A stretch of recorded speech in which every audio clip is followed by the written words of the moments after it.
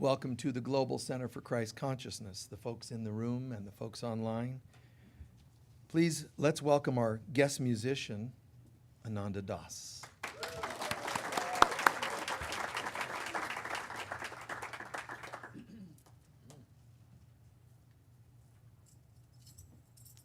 Hi, everybody. It's good to be back. I asked Dosi what I should play. She's always like, come on, play us some new ones. And I was like, Dosi, I think I'm almost out of new ones. She's like, okay, then let's play some classics. So we're going to play some classics. And this one's really about just our own personal evolution and transformation as we go through different phases of our lives, right? And the beauty of that is that we get to grow. Every time there's a big new chapter in our life, we really get to grow with it. And that's what this song is all about.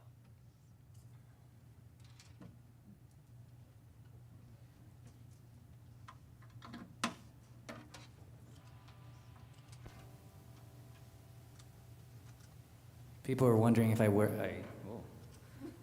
write breakup songs, and this is about as close to a breakup song as I get, okay?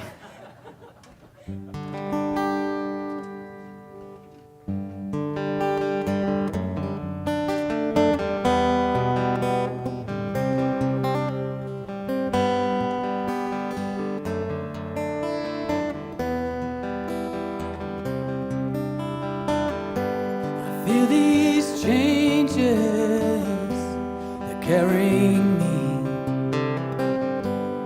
to a new life. So it would seem uncertainty, clarity, unity. Where will we be? Decisions that could change so much of this life as it was.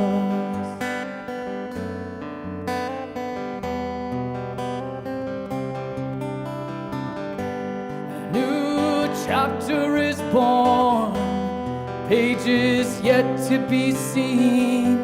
My breaths grow deeper these days. Love and gratitude are all that stays, yeah. The season of change, yeah, is deep within my soul. The winds carry me forth through this place I've known long before. Well, who am I now, and who will I become? Yeah, oh, there's so much to this life I'm grateful for, all I've learned, and oh, spirit surrounds me, and oh, spirits within me, and oh, a new day will come, shining like a brilliant sun, yeah.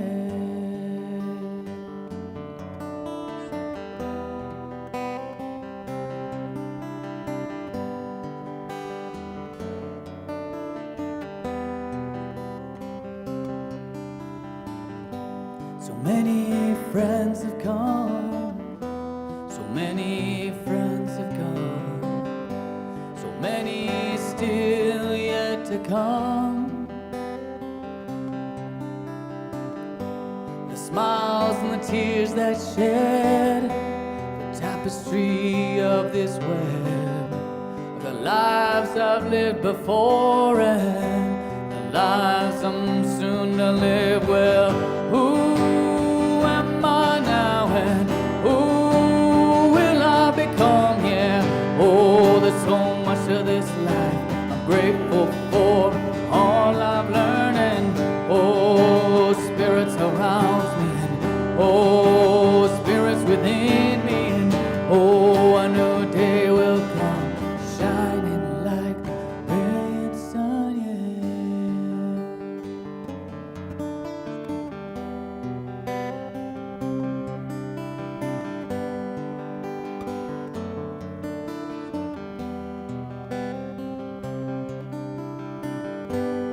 I won't be afraid of what's soon to be.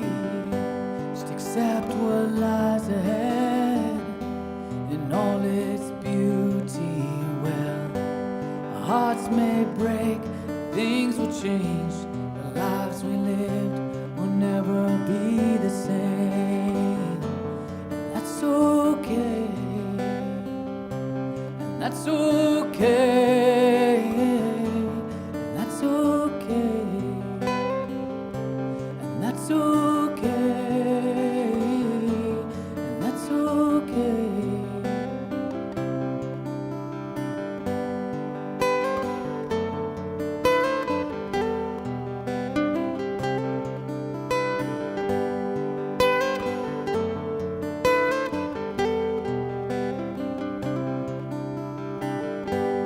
That's okay,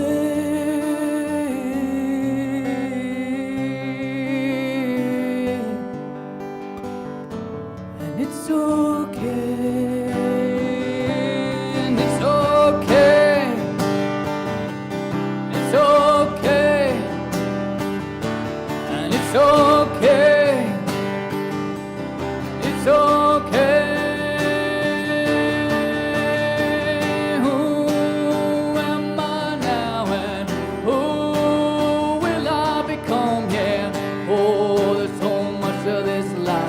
Grateful for all I've learned, and oh, Spirit surrounds me, and oh, Spirit's within me, and oh, a new day will come, shining like brilliant sun, and who am I now, and who will I become? Yeah, oh, there's so much to this life I'm grateful for all I've learned, and oh, Spirit surrounds me, and oh, Spirit's within me, and oh, a new day will come, shining like the brilliant sun,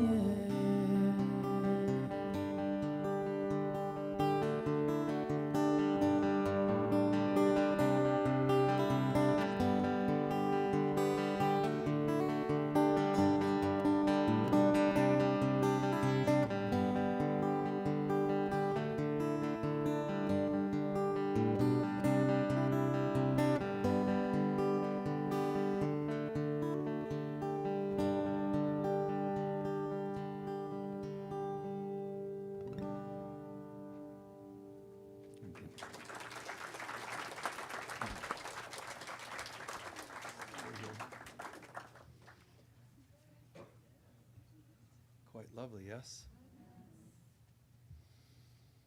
We're going to share our mission statement, our sacred reading, our opening prayer, and so forth.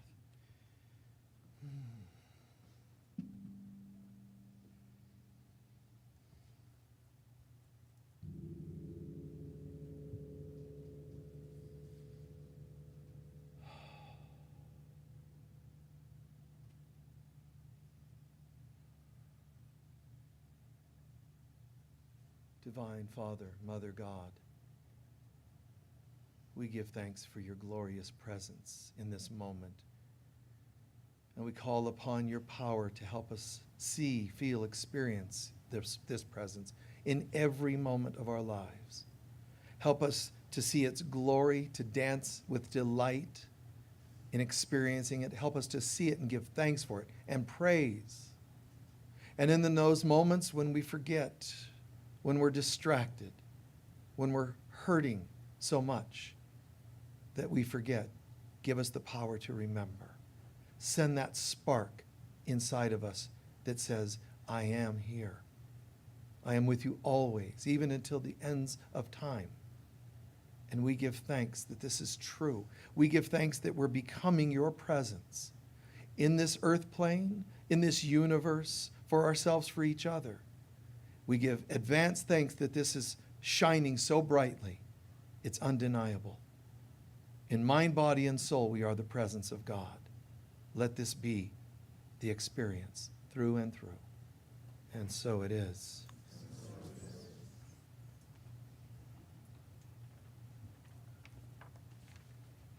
From Dante. The love of God, unutterable and perfect, flows into a pure soul the way that light rushes into a transparent object. The more love that it finds, the more it gives itself, so that as we grow clear and open, the more complete the joy of heaven is. And the more souls who resonate together, the greater the intensity of their love.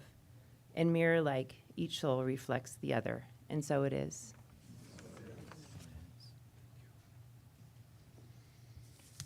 Please join me in sharing our mission statement. The Global Center for Christ Consciousness is a spiritual center for students and masters on the spiritual path. We are dedicated to awakening the inner Christ and to creating a world of love, peace, joy, and abundance. And so it is. And once again, ladies and gentlemen, Ananda Das.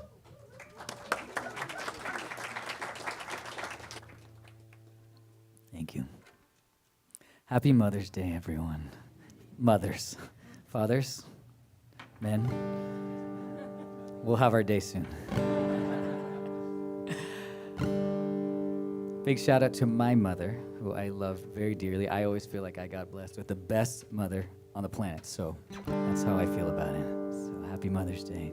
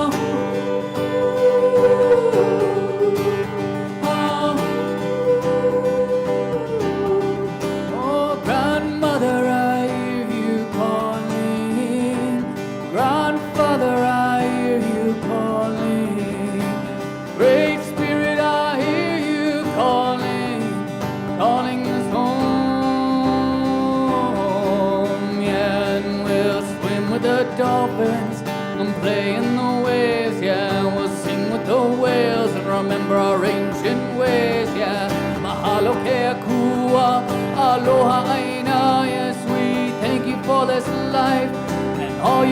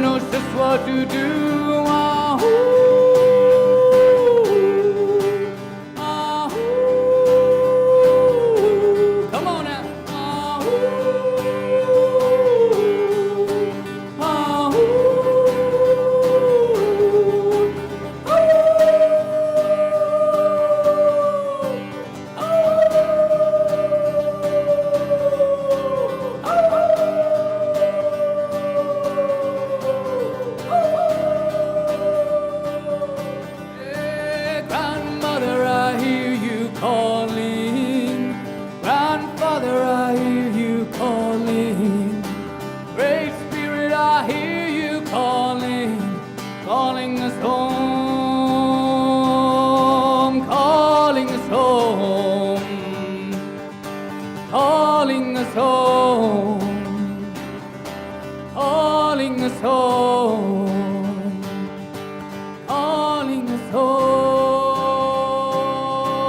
calling us home.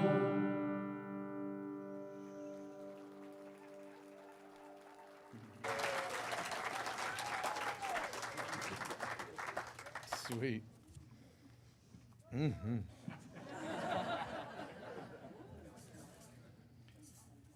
Yes, they want encores, man. Oh, yes. Oh, so great to be here with you again. Please share with me what topics are near and dear to you, important to you, what you want to learn about or hear or share, whatever that might be. Anyone? Stop that. I'm kidding. I'm kidding. Autonomy. What is it? Autonomy.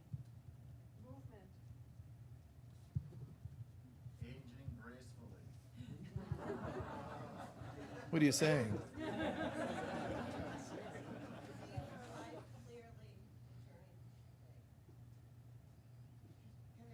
Hold on one sec.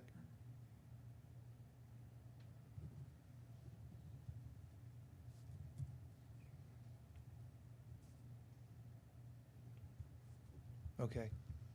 Connect the dots between God, gene modification,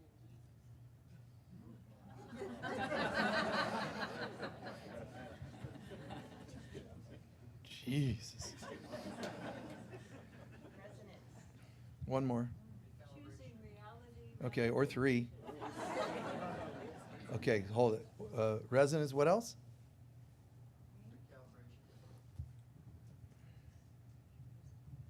Okay. Staying centered in the truth and knowing of communion with God despite dishonest. Okay. Someone else? No, I got that. There was somebody else. Choosing reality rather than illusion.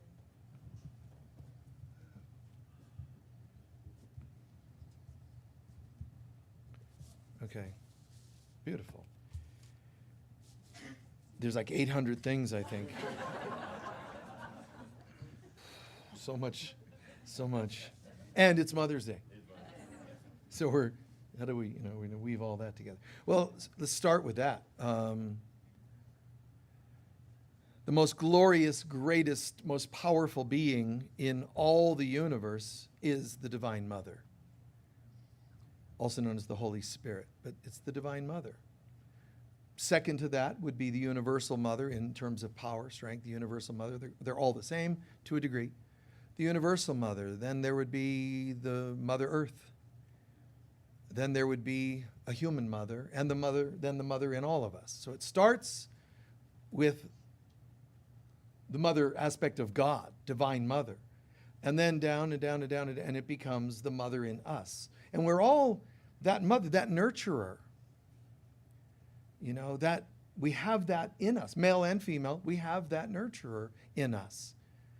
But everybody should, all churches and philosophies and whatever else, spiritual groups, they should have regularly, not just regularly have meditation or prayer, certain things that everybody, shares in spiritual groups. One thing that should happen regularly is people checking into saying, how much of the mother am I being today? How did I do today? It shouldn't be, how much did I make? Am I meeting my goals in achieving greater things and my vision boards? Did I meet my soulmate? And all the cool stuff of humans. Think about it more like, and how did I do today? Was I the presence of the mother? And the greatest demonstration of love in the universe is the love of the Divine Mother. And then take it down the scale, all the way to, then there's the human mother, which is beautiful. But don't think it compares to the Divine Mother.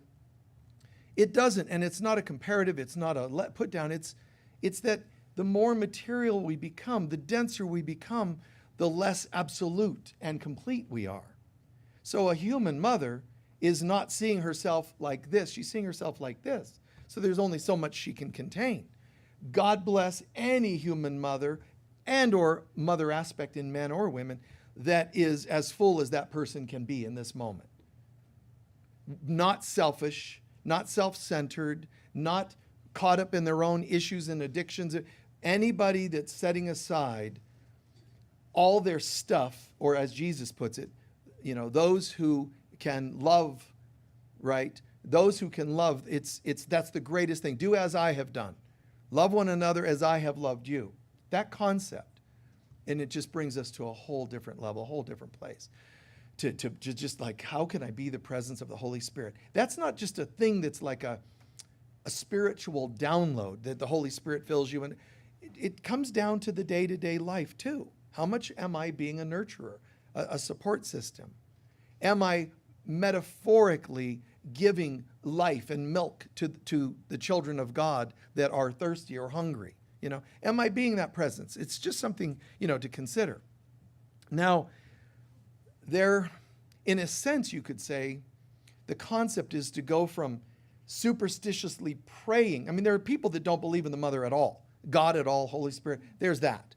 Then there are people who do believe, but they kind of pray to God almost superstitiously. Then there's a point where you evolve to, I'm integrating this. I'm becoming, and that's what Jesus did. He became the God he once worshiped. So you can not worship, you can worship, which is certainly better. But at some point we become. And that's an interesting thing. Now, there's an opposite to that. We come into this universe. When we came in, we seemingly separated from the divine, and I say seemingly for a reason, because you can't ultimately separate from all that is, but we think we did. And yes, it seems tragic and sad, and that's why we have problems and duality here and hate and all the things that we got going on. But we literally, you're in heaven. Now, even science and in sacred geometry, it is said that if ever anything was created by anything, by God or whatever, a creation can't actually separate and place something somewhere else. It's said in science, quantum physics, and even in sacred geometry, if there's an entity that creates something, it can't actually just take a piece, toss it somewhere else, and call it its children or its creation. Any real creation has to be an extension of the thing that's creating it. Not a thing tossed out, but an extension. If there's some form of tossing something out, which is impossible, creatively speaking, it would be called something else. It's called projecting. Projecting means you're make-believing. See? So once upon a time, we're in God. God didn't say, let there be light, and tossed us somewhere.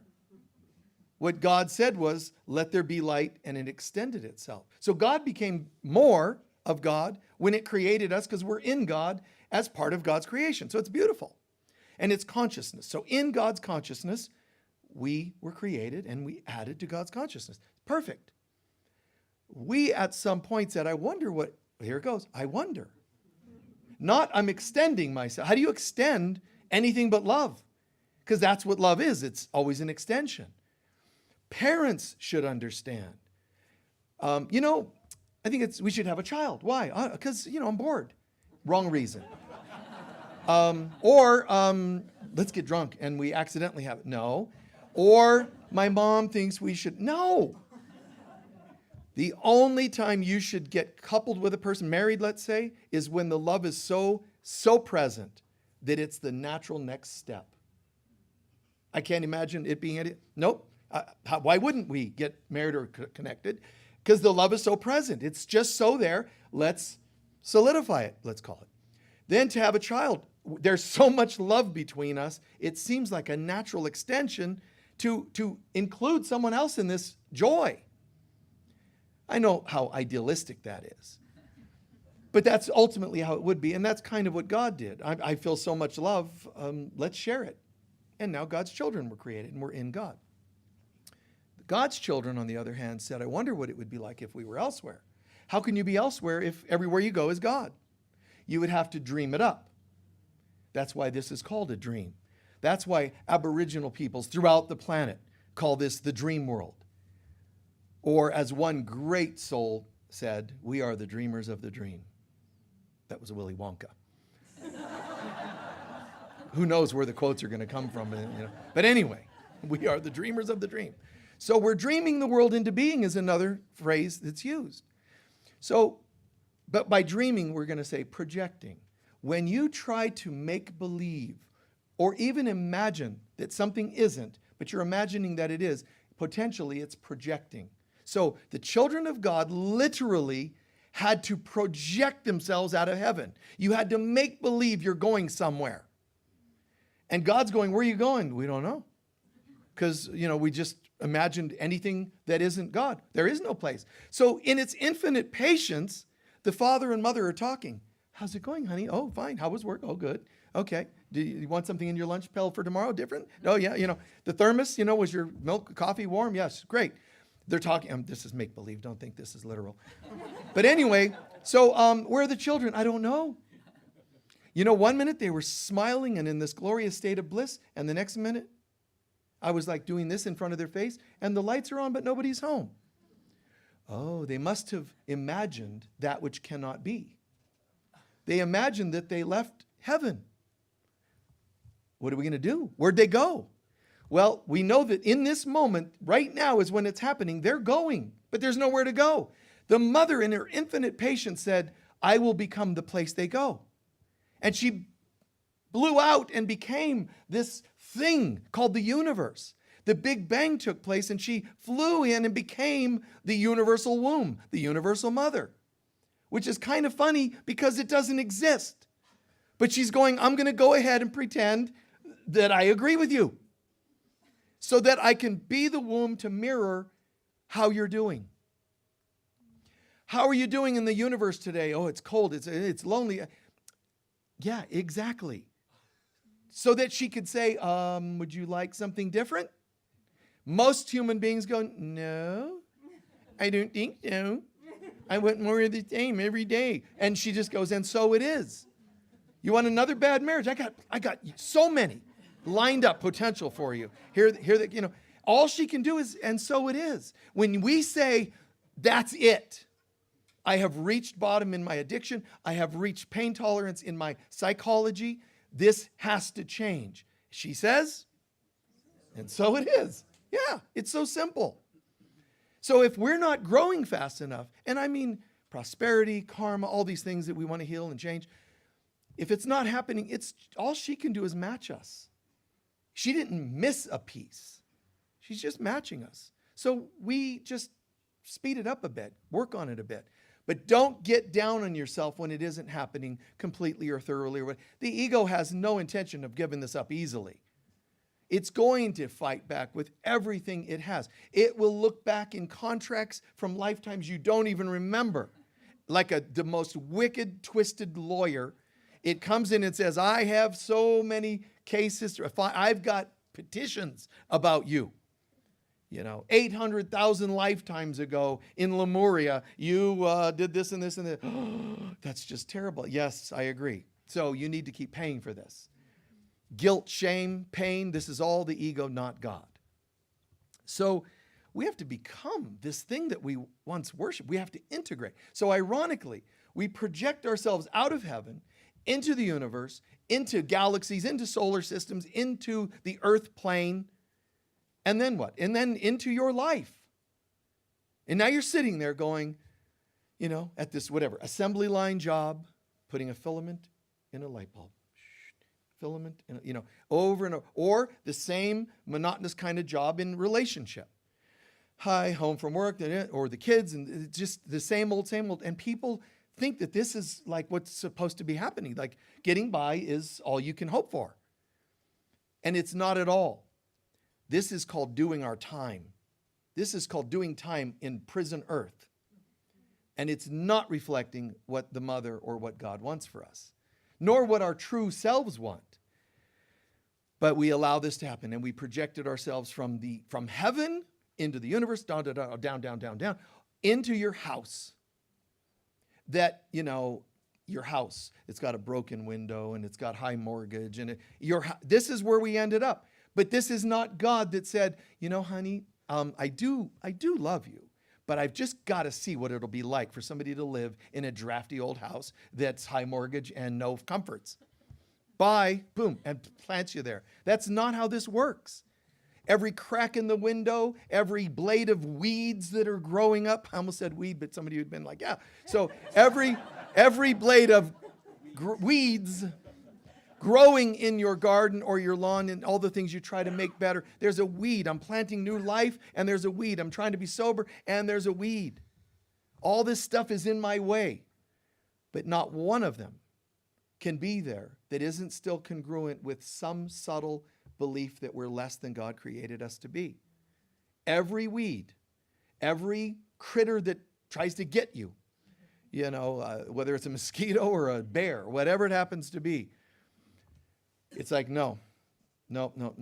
This, I own that this is a reflection of myself. What we do is actually, first, some of us just cope with it and go, this is life. Then we get spiritual and we change and we say, no, I used to be that way where I just was a victim of the world. Now I've changed. Now I pray and tell God to fix it for me. That's religion. When you get spiritual, you start to go, oh, dang. I'm going to have to look at this. This is the 15th weed I've married. And I probably have to look at this. That's why Jesus says in the Gospel of Thomas, seek and you shall find, and when you find, you will become disturbed. And then if you endure, you will find peace. That you will become disturbed, which isn't the way it's quoted in the Bible, but that's what he said, and it's in the last Gospel of Thomas. But why does it say you'll become disturbed? Because when you get on the path, you don't go, you know what? I was just totally an addict. And then I went to a 12-step program, and it's blissful. I don't have any cravings, anything anymore. All my friendships, everything turned around. No, those people at that program actually ask me to look at myself. They want me to look at what parts I've played and where I've had character flaws. This isn't fun. And then some of them will even say, going to those programs make me want to drink. Which I think is a funny line. I do. No, I can't go to those groups. Why not? They make me want to drink. I think it's funny. It's kind of witty, but look at the meaning of it. What it means is they make me want to drink because I don't want to look at. Why do you think I drank in the first place? Because I didn't want to see this. I need something to distract me. Then some of us are like, fortunately, I'm not one of those weak people, heroin and drinking. But you're on your 27th partnership in 3 years. Your addiction is different. It's, we've got coping mechanisms. Yours is this and that's, don't compare them. We're hurting, man. We're human beings who have seemingly lost love and God. And it's painful to lose God and love. If a child is, loved by its parents and loses those parents, it's sad, an orphan or whatever circumstance. It's sad. Well, imagine how much more sad it would be to lose God. And that's what we've done to ourselves. And we projected ourselves out of heaven into this bizarre little life that we have now. And it's almost funny, but it's also very sad and very painful to be in that experience. To get out of it, it's kind of the same. If we project it in, we project back out. But no, because projection technically comes from imagining something that isn't as though it is. Projecting is make-believing. So you don't make believe you're back in God. You have to learn to know that you are back and that you never left. So projecting is this process that, takes us away from God. But then we were one. Do you understand? We also projected away from each other. So we were once one, and now you're there and you're there and I'm over here. You have different skin color, you have different gender, you have a different height, and so on. We're all different. No, we're not. In God, we're not. But this is the scene of projection that subdivides like quantum physics, certain quantum concepts. And all of a sudden, we're separating, and sub-separate. And all of a sudden, we're many people, many races, many lifetimes. The day will come when we go home, we're going to go, what the heck was that? I just had the weirdest dream. What did you dream? I was on Earth. Where's Earth? I don't know. And it's in the universe somewhere. It's the universe, this really cold, dark place. You can't live unless you're on Earth where there's oxygen. And then even then, I usually have to have, an oxygen mask. Why? Because I'm not healthy. What does that mean? What is that? In heaven, none of this makes any sense. But even though I'm walking around with my oxygen tank because I can't breathe well because my body is failing, what's a body? It's this thing you sort of think that you're in, and you zip up when you get born, and then you walk around with this limited belief system that you're a body and it ages. Why would you create a body that ages? I was out of my mind. What was I thinking? And it's the weirdest thing. And the body will eventually die one way or another. It's going to die. An accident, or it gets sick. What's sick? This whole thing is sick. But actually, I don't know how to explain this any other way. It's not a dream. It's a nightmare. This whole thing is bizarre. That we would imagine that we're something that we're not. But you have to do that. And that's where projection comes from.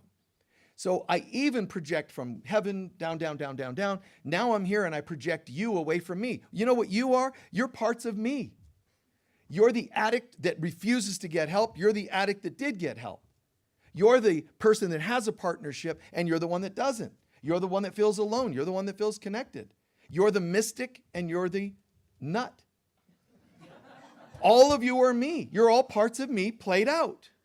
So when I wake up, I shouldn't just go, how am I doing today? Let me look in the mirror. Oh, not so well, man. I'm aging. And then, much better now. Is that how you evaluate? No, all you have to do is open your eyes and look. How am I doing today? Oh, people annoy me. That's me. I love people. I love to hang out with people. Are so beautiful. That's me. Today I met 3 artists. I love the way they love their art. That's me. I met 3 people that hate their jobs. That's me. And they're all showing me different parts of myself. What parts they're showing me are generally parts that I push away because I don't want to own them. The addict is me that I don't want to be. And so you're going to be it for me. But so is the mystic. Well, why would I not want to be the mystic? Because you don't think you deserve. If you sit in an audience and go, I really like the way this guy talks. I love the way this musician played. We're projections of you. Do you own it within yourself? That's why when we're done and I say, what did you learn today? If somebody says, well, I love that Michael said, leave the Michael said. Say the rest. When we do this, then this is what happens. I make you own it as your statement, right? You've heard me do that many times. Don't say Michael said, just say the sentence that's true. Because you're subtly saying Michael said, which is a subtle way of saying, I don't know yet, but he said it. I want you to own it like you believe it. And if you don't believe it, then go ahead and say Michael said. Now, there's this guy, I don't know who he is, Michael something or other, and he might be a little nuts because he says that this is an illusion. And what you're doing is your subconscious is checking the room. He said it's an illusion. Is it true? And he's waiting. That person's waiting for confirmation one way or the other. And when the other person says, no way, I knew it. And now you and that person get to align in your illusions. You see? Owning this stuff takes courage. Owning that we never left God. That's a hard one to own. It seems like it'd be an easy one, but it's a hard one to own. This is where, you asked about things like ancestral work, aging, all these different topics you guys brought up, reconnecting and so on, recalibrating. All of this comes from, it doesn't come from not owning who you are.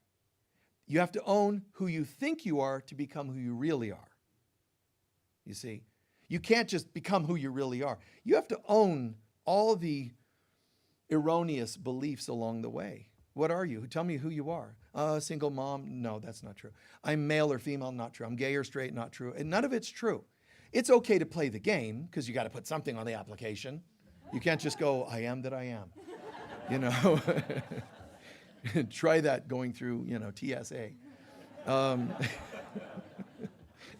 They could righteously say, well, then you don't need a plane, do you? So we go from doing, and I'm moving up the chakras. We go from doing to feeling to thinking to believing. Okay? I do, I feel, I think, I believe, I am.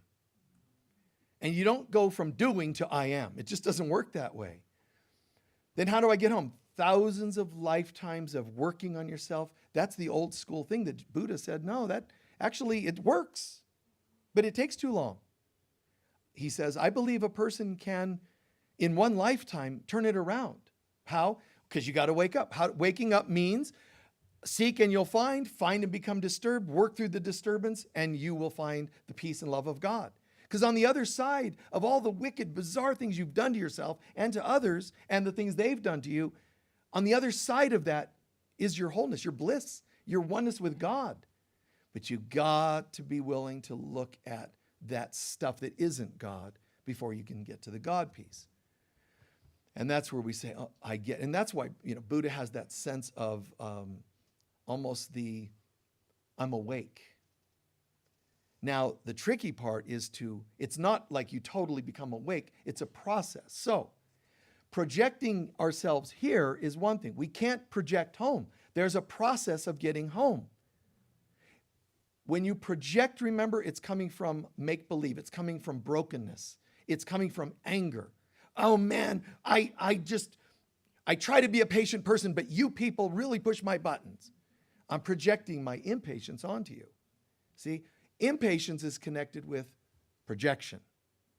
Patience is connected with knowing. And this gets interesting.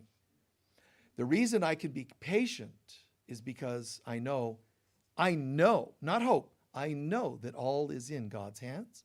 I know who you really are. And I know that I can connect with who you really are and find that peace, that spark of light, fan it into a flame, and you'll become a better and healthier and nicer person. Not, my life would be better if you were nicer. That's projection. This other one is different. It's called extending. Remember, God didn't project itself and become us in the universe. God extended itself and became us in heaven. So if we're going to turn it around, there's a process. The process is kind of what I just said about I go from doing to I am. I do to I am. But it takes this key word, which is integration. A couple of you brought up things related to that. How to deal with the illusions, and know reality despite the illusions, or staying centered despite challenges and conflicts. There's not a technique. There are things that can help. EFT can tap, and you're tapping on your certain points in the body, and it helps decompress your nervous system. It helps. Some people, it's certain foods help ground them. Other people, meditation, whatever flips your switch, great. But the real process is acknowledging that something's not working in your life, whether it's addiction or challenge or lack of finance. Acknowledge something's not working. And then you go through the experience, you integrate what you can learn from it. And when you integrate what you learn from it, and that includes the gifts from it, I'm not saying make gifts out of challenges. I'm saying what did you learn or experience or gain from the challenges? Don't bless challenges. Don't make challenges into positives like people tell you. I know you were horribly abused, and what you need to do is say, and I'm okay with that. I was really happy, and I just didn't realize it when I was being abused. That's just an inappropriate use of denial. And those people are only telling you that because they know nothing else. So I guess, in that sense, they're trying something. That's not how you do it. A horrible experience, you don't say the Holocaust, in Second World War was really wonderful. The folks just didn't realize all the gifts they could get from that. No, that's insensitive, it's rude, and it also shows complete ignorance on your part. What you do say is, despite the way certain people behaved, what can I learn from that? There's people that came out of that said, I learned love. I learned not to let other people have power over me in here. Even when they seem to control me out here, like Viktor Frankl, they can't control me in here. It's amazing. See, like people should be like, I want to be him when I grow up. And all he's doing is he's being responsible. Not responsible for what they did. He was being responsible for how he responded to it. No matter what you do, even Jesus said, it has no effect on who I am. Now, the good news, this doesn't mean that you go, so when I leave here, I'm supposed to be practicing this, and so I might as well just expect abuses left and right, and my job is to just be okay with it. That's not what I'm saying. And that's where the Christians, fundamental Christians, have something really cool and something right, which is they're trying to tell you. Jesus actually played this certain role of being abused, having done no wrong, and yet neutralizing it and saying, since I'm one with all of you, I've also done it for you, so your karma's not here anymore. And we're going, well, thank you for sharing, Jesus. But, we believe that we still have some debts to pay, and all Jesus can do is go, and so it is.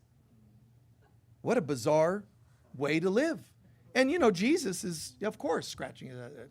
There's another way. We don't want to know what that is. We want to go the long way around. Old traditional religions from ancient times, they believed we were flawed and that enough time served in the prison earth that we would pay our debts. It's Old Testament. It's all over the place. East, West. Pay your debts, and that's how you become clear. But Buddha's going, yeah, but if you learn to sit still in your consciousness, centeredness, as one of you asked, if you can learn more often to sit in your center. Now, what is your center? Who I really am. Well, how do I find that? Here's the easiest way. God, I don't know, but show me. You can call on God. You can cheat. You can have somebody giving you the answers to the test. I don't know who I am, but you do, so show me. Boom. And God can say, here and now, lock you in. Oh, sweet. And so Buddha's message there is, if you can stay in your center and watch the circus go around and around, traumas, karma, watch them, they won't come back. When each one is watched, observed neutrally, without investment, without belief in it, without inflating it with power, there it goes, there it goes, there it goes. When I was 2, when I was 18, oh my God, this is great, my ex. Ah! Okay, I have to come back around to that one.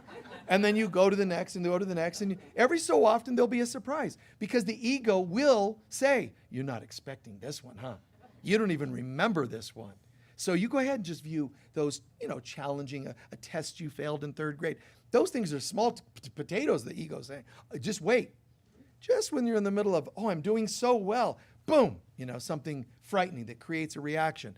When it creates a reaction, now you've got not only evidence of where you're still holding some stuff, but now that thing gets to be taken out, embellished, magnified, because you demonstrated fear of it. So now it gets to be made into a horrible monster, greater than even it was when you first saw it a minute ago. Now it becomes, oh my God, and that thing I'll never get past. That too, let me watch from my center, who I really am. I am not doing this alone. I have God with me. If God's with me, what could be against me? What's more powerful than the love of the Divine Mother? Nothing. Good. So let's look at it with her love. Be with me, Mother. How would you have me see this? It has no power, no effect. Gone. The next one, the next one. And that's where the discipline of the mind has to come in. As Jesus says in A Course in Miracles, you are far too lenient of mind wandering. You just do anything the ego does, says. Boo. Okay. It's just constant. Wait. Why don't you step up and say, who said? You're not really the great dad, the great mom, the great sibling, the great counselor, the great healer. Some of you come to me for counseling and you say, and I don't blame you. I get it. You'll say, I'm a coach, but I've had, 5 marriages in 2 years. How can I be? Stop. One has little to do with the other. Do you love what you do? Yes. Are you good at it? Yes. Do your clients say you're effective? Yes. Then shut up. Don't let that ego voice tell you anything otherwise. You're allowed to go in your closet, metaphorically, and say, yes, I love being a mom. Yes, I'm a good mom. Yes, people say I'm a good mom. But I still have doubts. You're allowed to have them. But don't bleed them out into the world where the ego is going to beat you up with them. Go into your closet, meditation, and say, you know, God, I am good at what I do, et cetera, all the positives, but sometimes, just between us, I doubt. Am I really a great musician? Am I really a great teacher? Am I really a great counselor? Just say it. It's okay. Because you're being honest and you're in a safe container where this will not get used against you in a court of law. Because you're saying, can I talk? And God says, yeah. Container comes in, cone of silence, if you remember, get smart. Cone of silence drops down, surrounds us, and this is now between God and I. And the ego's, but it can't hear because you're in a container that loves you. And in the love, none of it's true. God's not having to fight the opinions of the ego. None of those are true. So we have to go from experiences, instead of projecting where our experiences are the outcome of our doubts, we're not projecting now. We're extending. So what happens is, I'm on earth and I projected myself down here.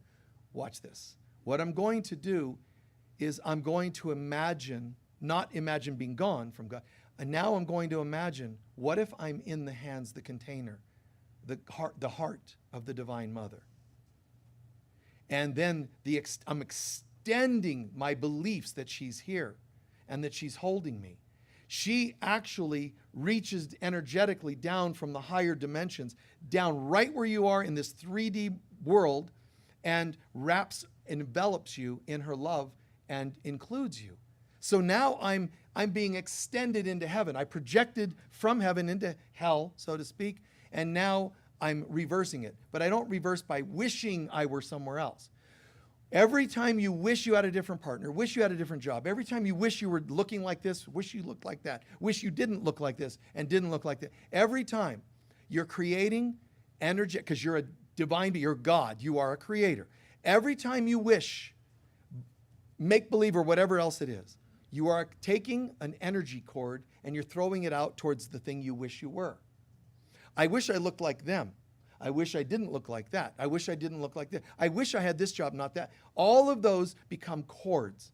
Try to imagine the number of cords you have for every time you said, I wish, I hope, I don't like. What's the number? 10? No. What's the number? 1,000? Today, yeah, maybe. Just today alone. The number is overwhelming, which is why we don't want to know we're doing it. So we say things like, oh, that person takes my power away. You mean they took the hook when you threw it out and threw the line in the ocean of dysfunctional people. I'm sorry that they took and bit on that hook. Why'd you throw it in there? Now, I'm not trying to say hurtful to you, but I'm saying, look, stop. These cords, where did they come from? Those people took my power. How? If you didn't throw them a line that had your power in it. So we do this, we project. I'm not saying you literally project hooking up with somebody that's just particularly horrible. All you have to do is say, I don't know if I'm as good as I think I am, and it throws out a line, and then certain types of people will grab the line. How did I end up with them in my life? Well, you might not have mail-ordered them in the mail-order company of consciousness, but you did order them up when you said, I don't know who I am. And you throw out that line. This is my not owning who I am. This is me not owning my talent. And you throw it out there, and now you have people that reject you. Why do people reject me so often? Because those are the lines you're throwing out. Snip, snip, snip, snip, snip, snip. You need the universal mother gardener. Just, get those big shears, not little fine scissors. Nothing surgical about it. Just let them all be cut away. I retire everybody from being anything I thought you needed to be. Anybody that mirrors to me that I'm unlovable, thank you for that, not needed anymore, bless you, peace, gone. Anybody that shows me low self-worth, anybody that shows, whatever it happens to be, retire all of them. Instead of going and reporting back when you get to the other side, how did it go? Well, I'm going to evaluate how I did on earth by the number of cords that I have hanging out of my body. Imagine all these cords, just like you show up in heaven, how you doing? You're quite a burden. Yeah, these are all the cords just from this lifetime. What are you going to do with them? Well, if you show up to the gates of heaven with all these dysfunctional, codependent cords, you don't go to heaven. You're too heavy laden with all these cords. So they just pull the drop, the little lever, and boom, the floor pops open, and you end up in hell, which is earth with the people you have cords with. Yes, that worked out well, didn't it? I don't know how I kept up with that. You show up and they say, "How are you doing?" And you smile. And you know what they call you having no cords? They call those holy relationships. I have no weirdness with anybody. They don't need to be anything. They don't need to prove anything. They are what they are. I'm free. I love all of them. Do you love the ones that weren't so nice? Well, of course, because they were mirroring those days when that's what I was learning. And it doesn't matter to me if they're nice to me, because I am that I am. I am in the presence of God. I'm fully loved. Jesus didn't get crucified and look down at everybody and say, "After all I've done for you people." But moms and dads get on the cross all the time, as do husbands and wives and so on, and children to their parents, for that matter, playing roles.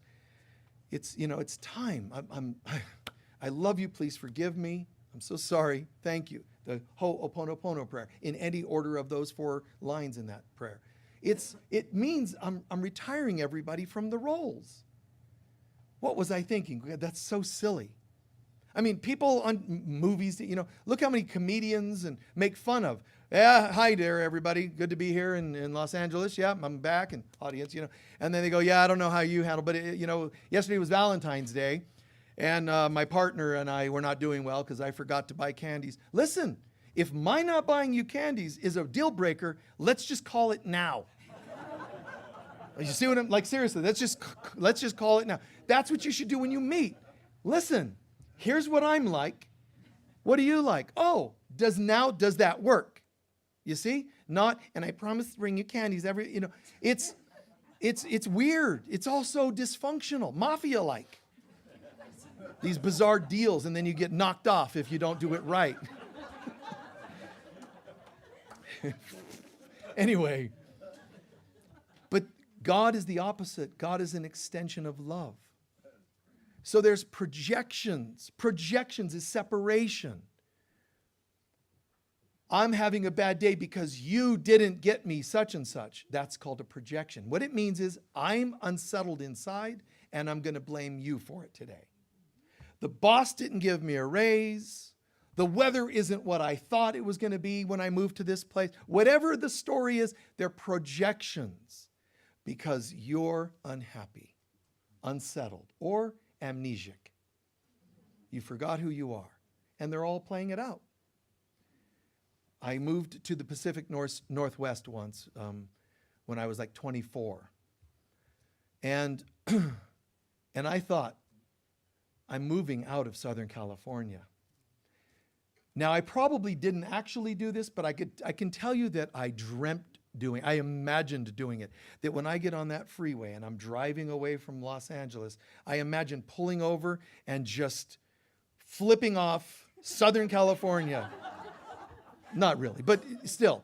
Goodbye. You know why? Your smog, your overpopulation, all of the heat.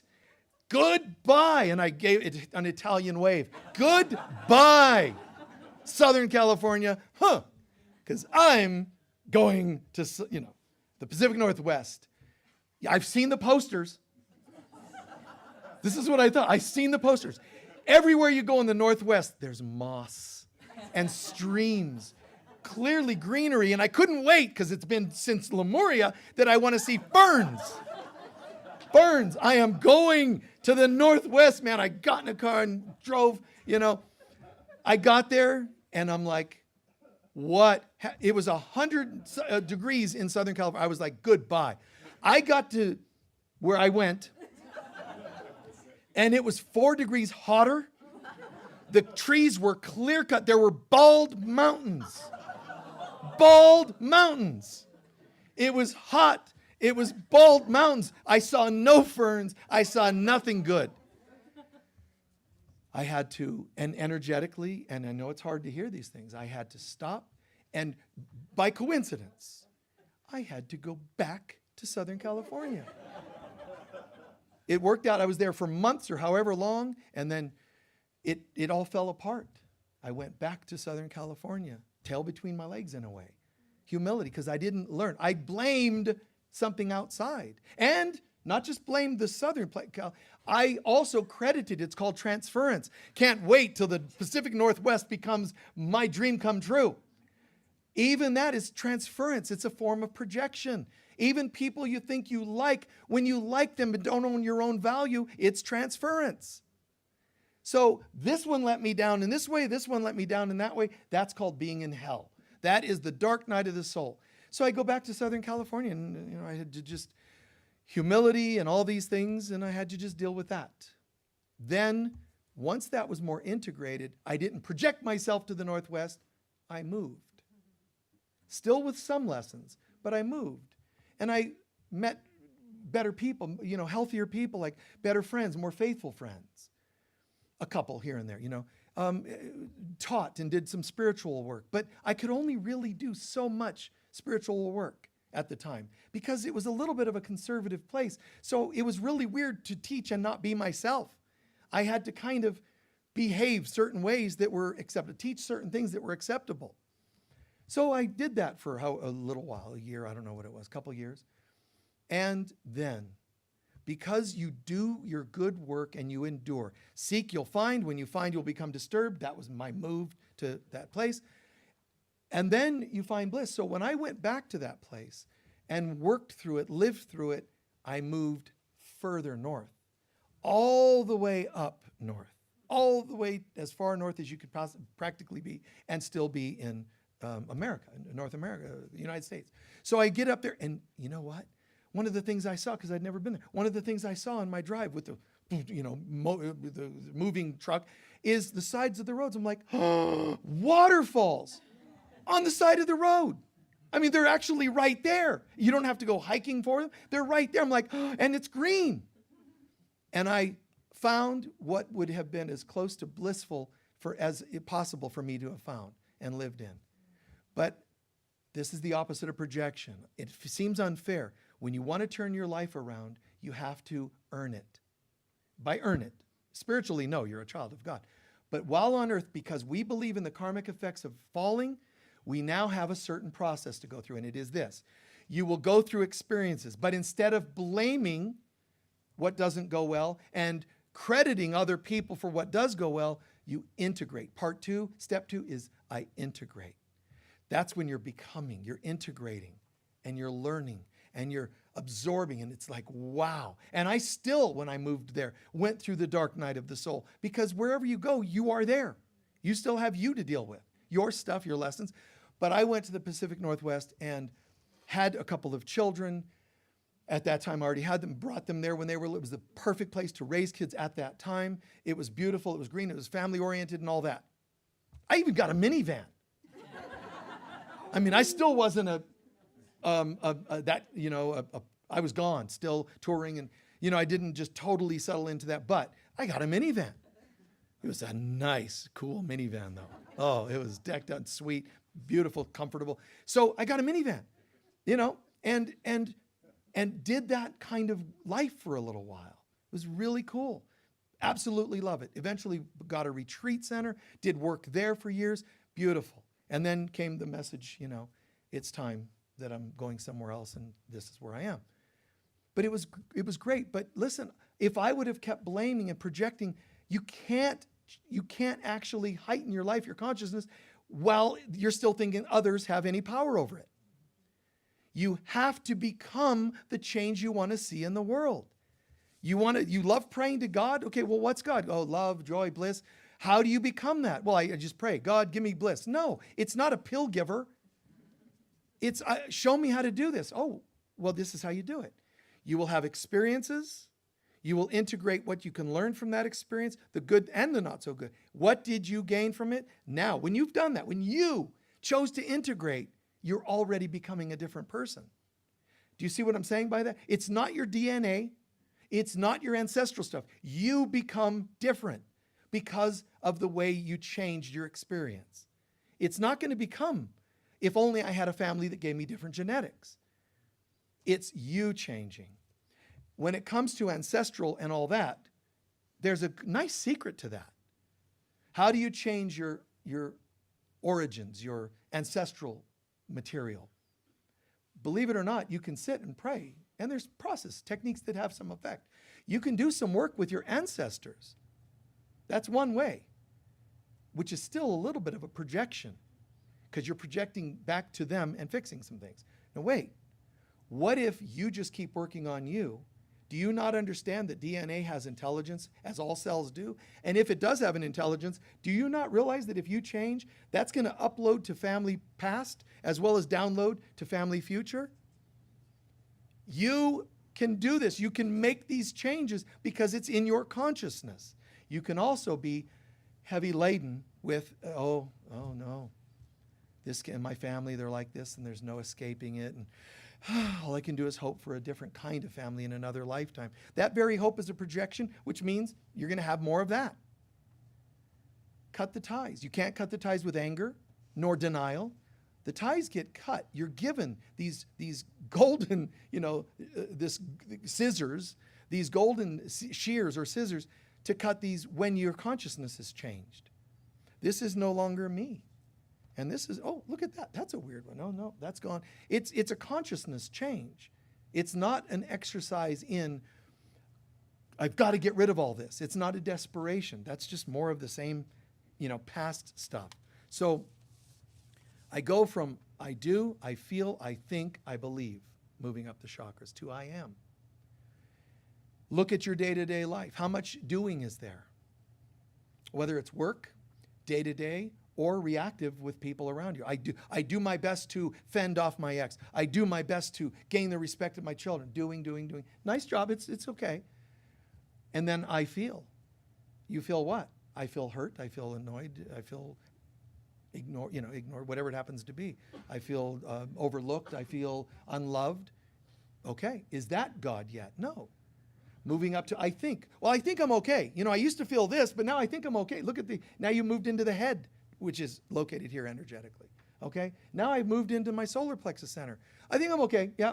I used to be bothered by this, but I figured it out, and now I'm more prosperous, and I think I've got it. See? And then this one, I thought that I thought good thoughts. Now I'm starting to see that I never corrected my beliefs about myself. I corrected my thoughts, my emotions, and my external world. And it didn't work. Solomon, vanity, meaning everything you try to fix in this world, it's not going to work. And it leads to depression. Because I did. I worked on my emotion. I looked at all this. I got all this stuff. And I didn't realize that my belief systems are mainly what sabotages my experience. See the pointing I'm doing, right? My belief systems affect my experience.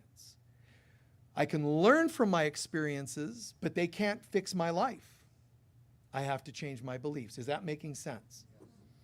Then what's the point of these experiences? Because you'll be able to see where your beliefs are off.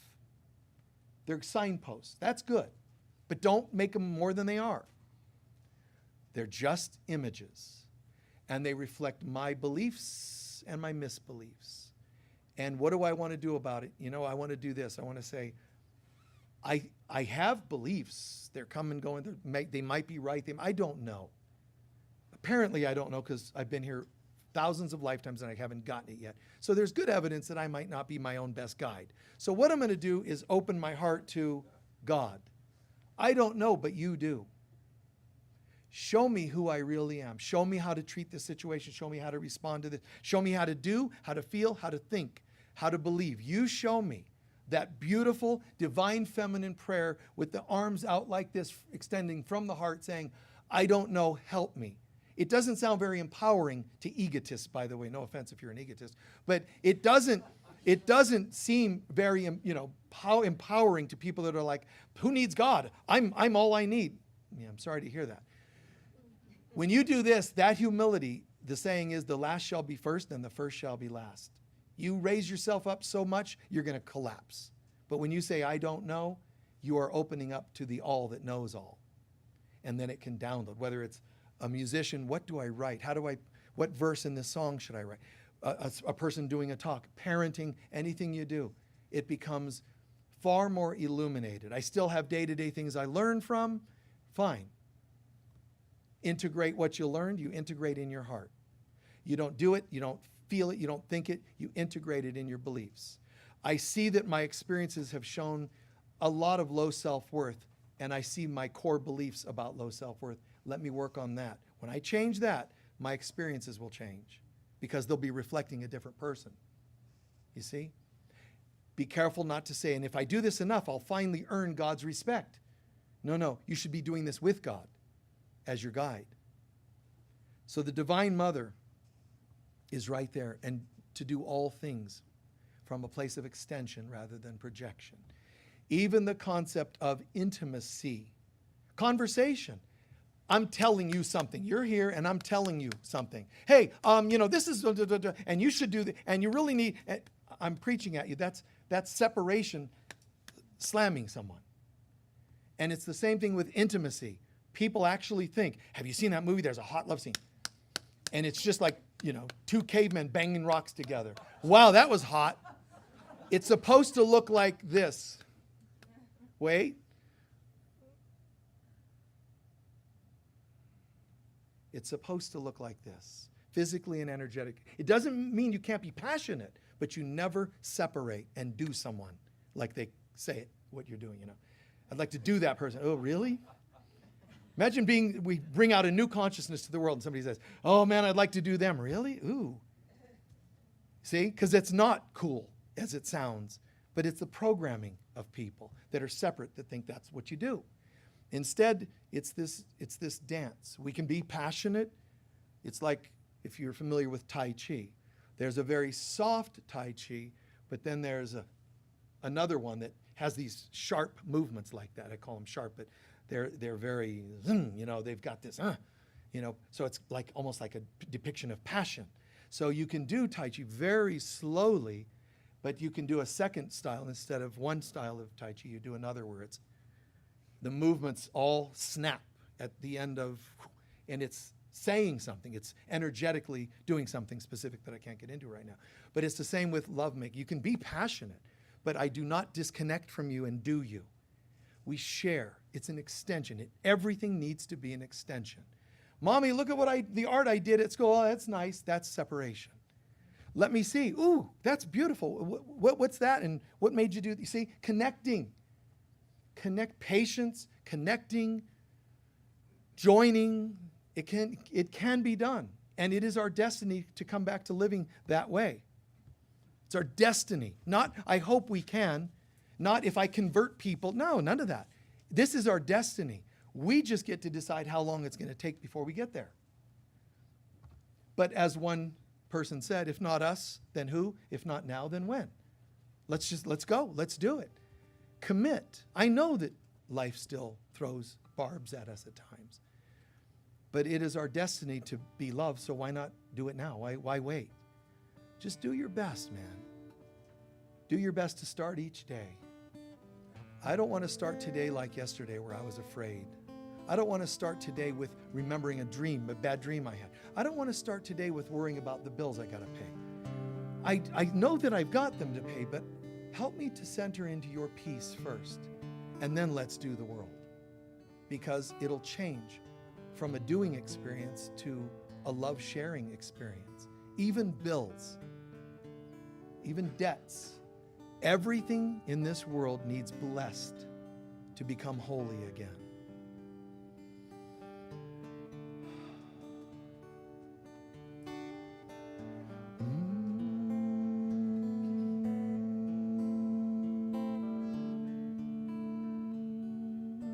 Let go of the body, drop in, just organically move. Don't shift from talk to meditate, just glide.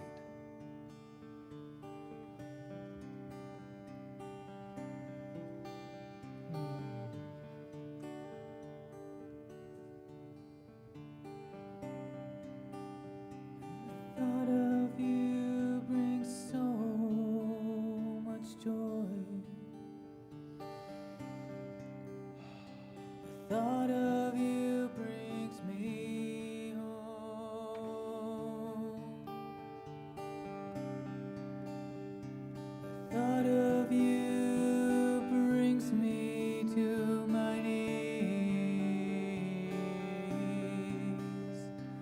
this to God. Hear it as a song to yourself and to everyone else. Knowing there's so much more.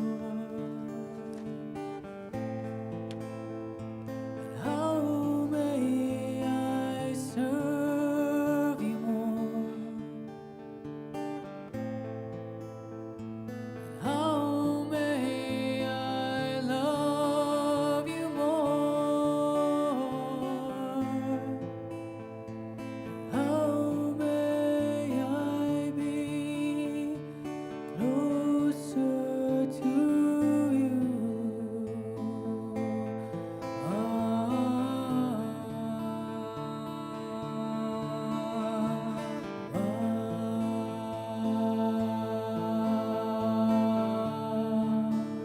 Join hands if you're sitting close enough to someone. And if not, the person behind you can put their hand on your shoulder. No separation, no projection.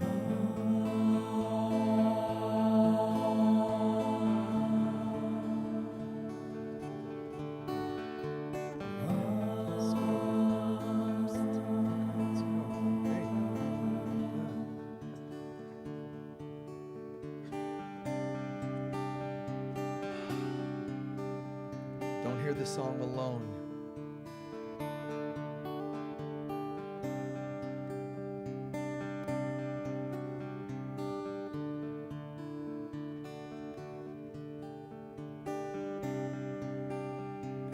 Thought of you brings so much joy. Thought of you brings me home. Thought of you brings me to my knees. Knowing there's so much more. Knowing there's so much more. How may I serve you more? How may I love you more? How may I be closer to you?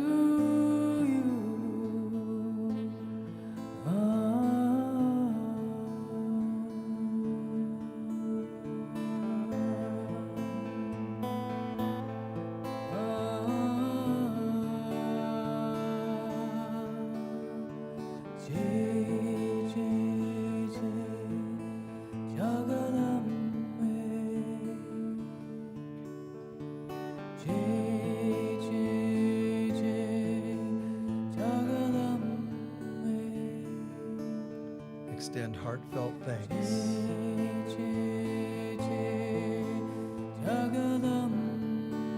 for the experience, for your brothers and sisters, the mother that shines her light in each of us to each other.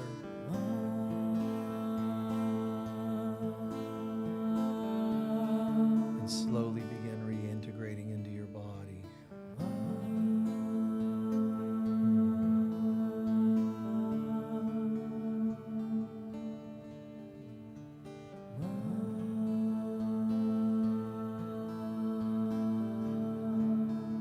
And so it is.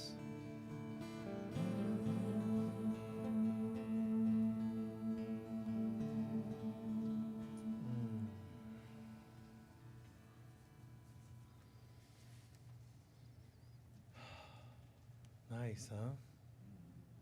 Yummy. Thank you so much.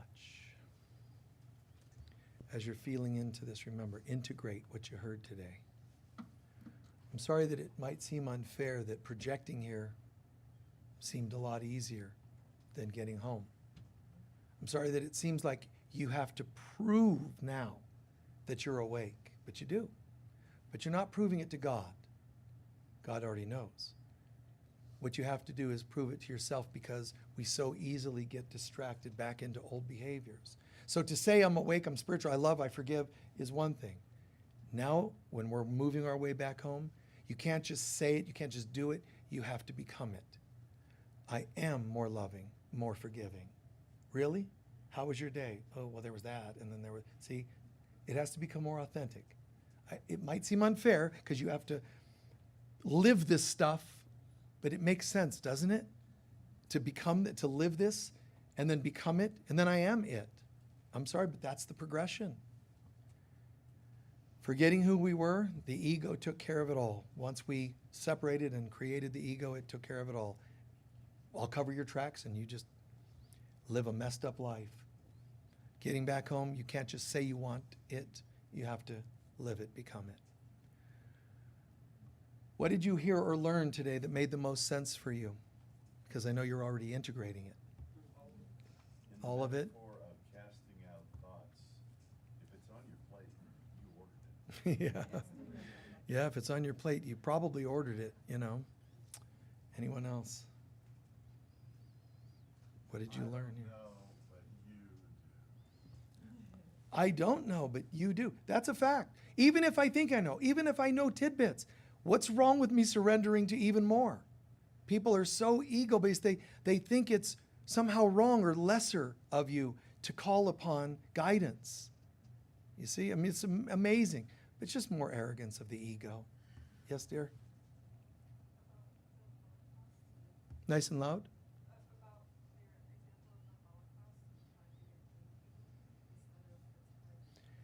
Events, Holocaust or otherwise, events, to find that in you. Yes. Yes. It's very clear that no matter what people do to each other, if we know who we are, it wouldn't have happened. And I don't just mean the people that it happened to, I mean all of us. If we knew who we were, we would never even allow someone to do that to someone else. Saying no can come from inspiration. And it's beautiful. Like Krishna says in the Gita. When you're doing what you know to be love, to be right, you've already won. Whether you win a battle or not on the outside, it won't matter, because your consciousness is already gained. It's already higher because you did what you knew was the most loving and right thing in the moment. But even that gets twisted by people. Yes? I do, I feel, I think, I believe, I am. Yeah, that's the you know, the row of it. Yes.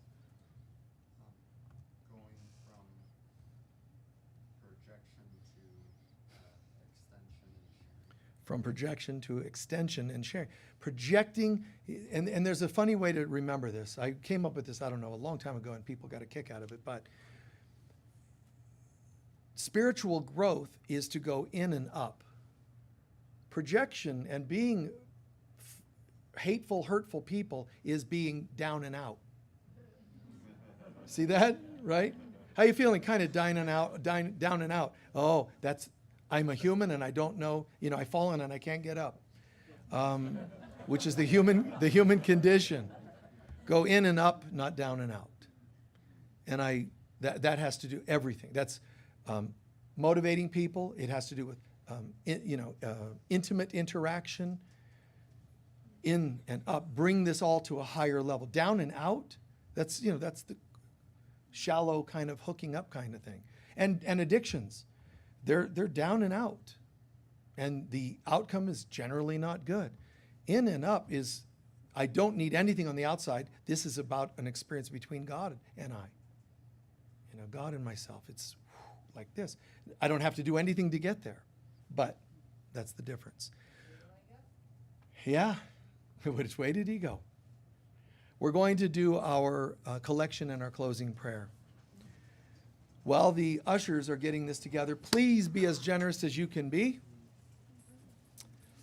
Be as generous as you can be. Your donations go in the bags for the most part, but the donations for the baskets are any extra you can give that we use for people of lesser means or sometimes for special projects. That's what goes in the baskets. folks online, there's a link there that you can click on that would take you to a place where you can donate as well. And and there's times over the years where we've had video glitches, audio glitches, things online where the button doesn't work for them to donate. Those things are a bummer. You lose internet. But over the years, we've also got donations from you that helped us raise the bar on our internet speed, or created better platforms, or hiring our best AV people that we've had. So all of your contributions help improve all of that, and it makes those challenging things kind of a distant memory. Not to say that they still can't happen, because it can. Those companies are still companies, and they can have glitches. Facebook, YouTube, whatever we're using, But I'm grateful that we've made it past a lot of that. So, and that's partly thanks to your donations. Take your love offering, hold that to your heart. With consciousness, even if you put nothing in the basket, put thoughts of abundance for all in there. Together, please. Divine love flowing through me blesses and multiplies all that I am, all that I have, all that I give, and all that I receive. And so it is. Yes. Let's please extend an extra round of applause for our guest musician, Ananda Das.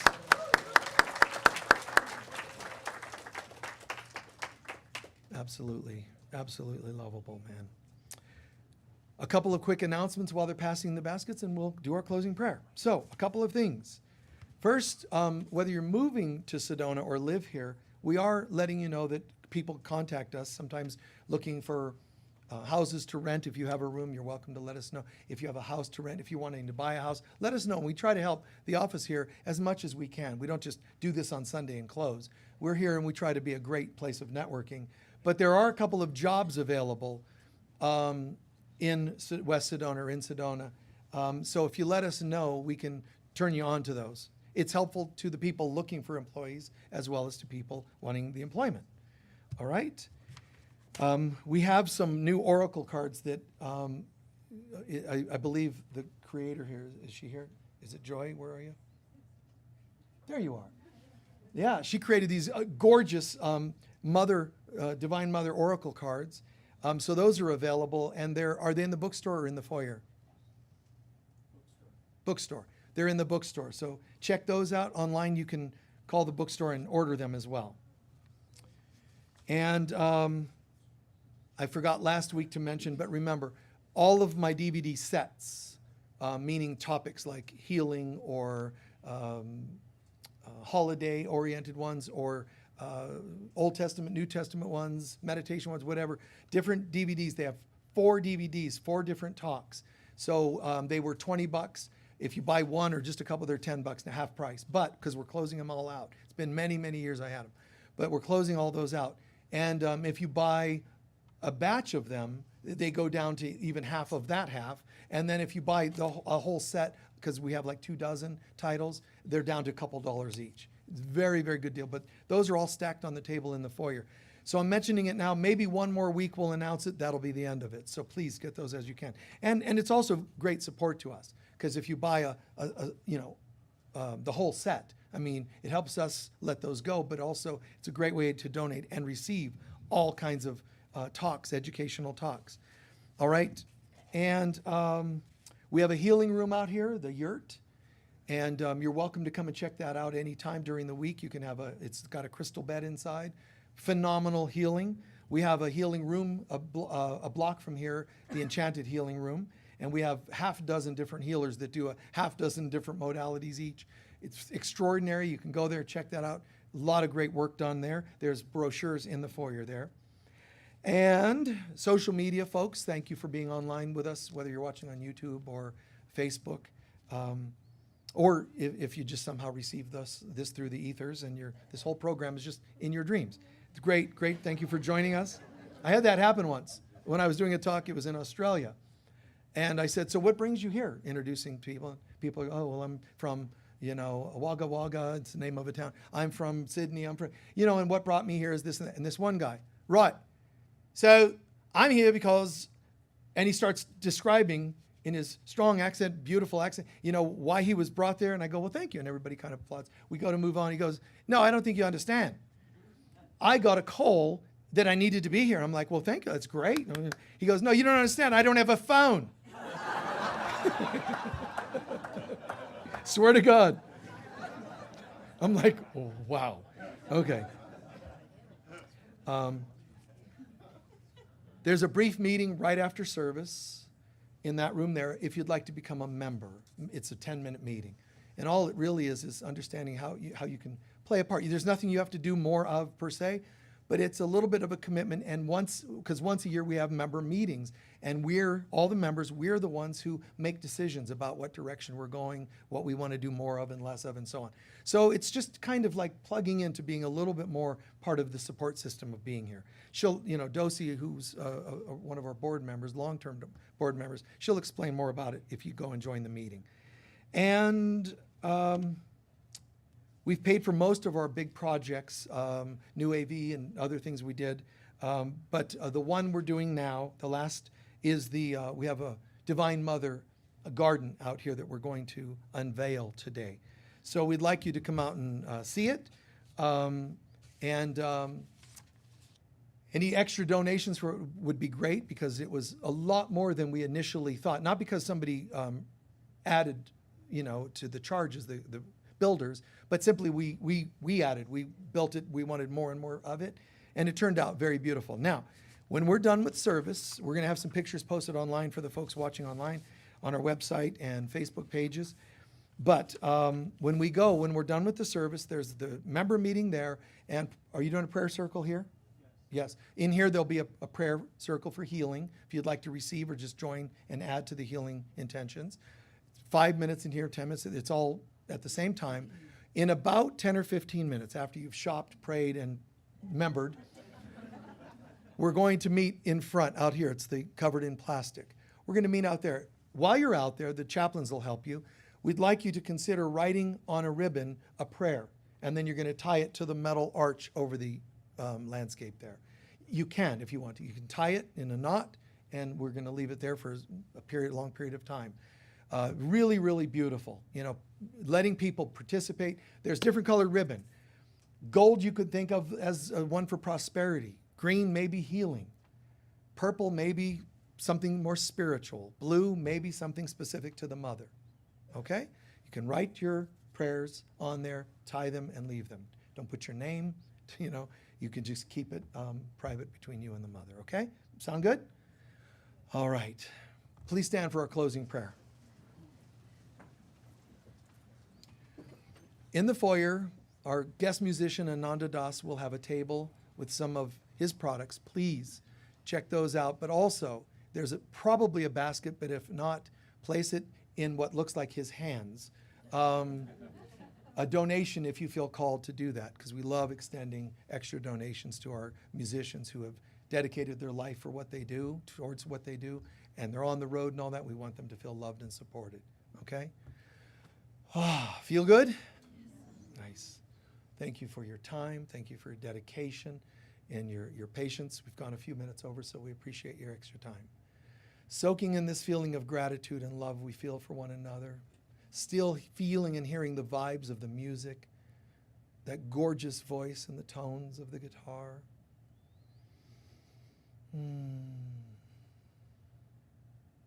The light of God surrounds us. The love of God enfolds us. The power of God protects us. The presence of God watches over us. Wherever we go, God is, I am, we are, and so it is. Peace be with you all. Thank